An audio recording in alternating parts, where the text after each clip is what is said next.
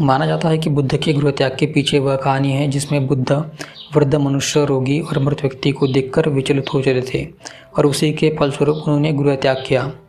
लेकिन यह कितना तर्कसंगत लगता है कि जबकि उनके पिता, माँ और उनके राज्य के मंत्रीगण स्वयं वृद्ध हो चले थे, क्या वह कभी बीमार नहीं पड़े? यह कहानी तर्कसंगत नहीं लगती, हालांकि इसको ही प्रचलित कहानियों में माना गया है। डॉक्टर भदंता आनंद कौशल्यान के अनुसार त्रिपिटक के किसी भी ग्रंथ में गृहत्याग के इस कथानक का कहीं उल्लेख नहीं है, फिर यह उल्लेख बार बार क्यों पाया जाता है? डॉक्टर कौशल्यान का मत है कि वृद्ध, रोगी और मृत व्यक्ति को देखकर गृहत्याग की मान्यता वे अट्टकथाएं हैं जिन्हें बुद्धघोष तथा अन्य आचार्यों ने भगवान बुद्ध के 1000 वर्ष बाद परंपरागत सिंहल कथाओं का आश्रय ग्रहण कर पाली भाषा में लिखा। फिर सच क्या है? बुद्ध ने गृहत्याग क्यों किया? डॉक्टर बाबा साहब ने बुद्ध और उनका धम्म में इसके बारे में चर्चा की है। बाबा साहब ने परंपरागत मान्यता के विरुद्ध खुद्दक निकाय के सुत्त निपात के अट्ठक वग में अत्तदंड सुत्त की इन गाथाओं को बुद्ध के गृहत्याग का आधार बनाया है, जो अधिक प्रतीत लगती है, जिनका अर्थ है कि शस्त्र धारण करना भयावह लगा, मुझ में वैराग्य उत्पन्न हुआ। यह मैं बताता हूँ। अपर्याप्त पानी में जैसे मछलियाँ चटपटाती है, वैसे एक दूसरे से विरोध करके चटपटाने वाली प्रजा को देखकर मेरे मन में भय उत्पन्न हुआ। चारों ओर का जगत असार दिखाई देने लगा, सब दिशाएं काँप रही है ऐसा लगा, और उसमें आश्रय का स्थान खोजने पर भी निर्भय स्थान नहीं मिला, क्योंकि अंत तक सारी जनता को परस्पर विरुद्ध हुए देखकर मेरा जी उब गया। डॉक्टर आम्बेडकर का मत है कि शाक्यों और कोलियों में रोहिणी नदी के पानी को लेकर झगड़े होते थे। शाक्य संघ ने कोलियों के विरुद्ध युद्ध का प्रस्ताव पारित किया, जिसका सिद्धार्थ गौतम ने विरोध किया।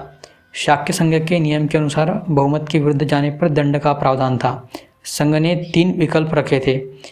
1, सिद्धार्थ सेना में भर्ती होकर युद्ध में भाग ले। 2, फांसी पर लटक कर मरने या देश छोड़कर जाने का दंड स्वीकार करे।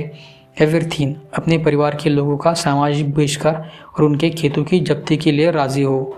संघ का बहुमत सिद्धार्थ के विरुद्ध था। सिद्धार्थ के लिए सेना में भर्ती होकर युद्ध में भाग लेने की बात को स्वीकार करना असंभव था।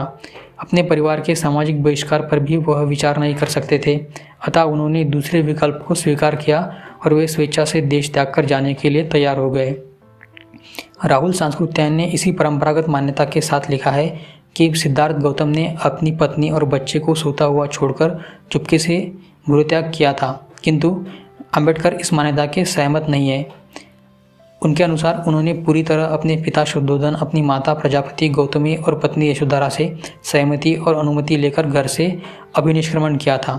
राहुल ने सिद्धार्थ की परिवार विमुखता को गंभीरता से नहीं लिया, शायद इसीलिए कि वे स्वयं भी परिवार विमुख थे, पर अम्बेडकर ने इस बहुत गंभीर प्रश्न को माना था।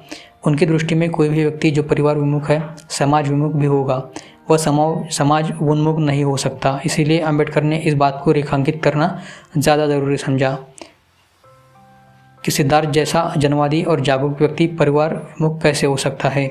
वह परिवार के सदस्यों को धोखा देकर घर छोड़कर नहीं जा सकता। इस तरह के विश्वासघात की अपेक्षा उनसे नहीं की जा सकती थी।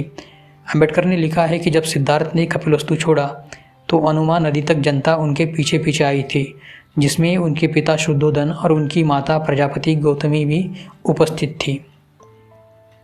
तो ये थी कहानी गौतम बुद्ध के महाभिनिष्क्रमण या गृहत्याग की। इन दोनों ही कहानी पर कई लोगों के मतभेद है।